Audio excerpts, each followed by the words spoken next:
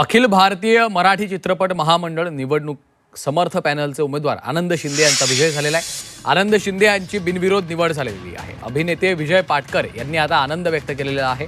अखिल भारतीय मराठी चित्रपट महामंडळाच्या निवडणुकीत समर्थ पॅनलचे उमेदवार आनंद शिंदे यांचा बिनविरोध विजय झालेला आहे। त्यांची बिनविरोध निवड झालेली आहे।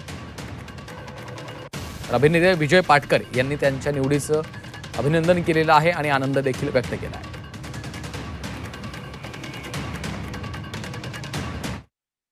खुश आहे कारण मला टेन्शन नाही आहे। तर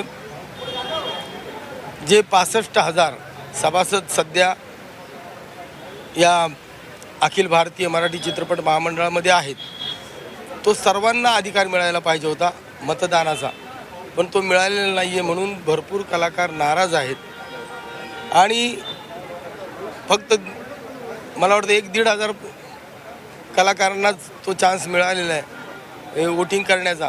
हे काही बरोबर नाही, पण यापुढे असं होणार नाही ही मला शाश्वती आहे।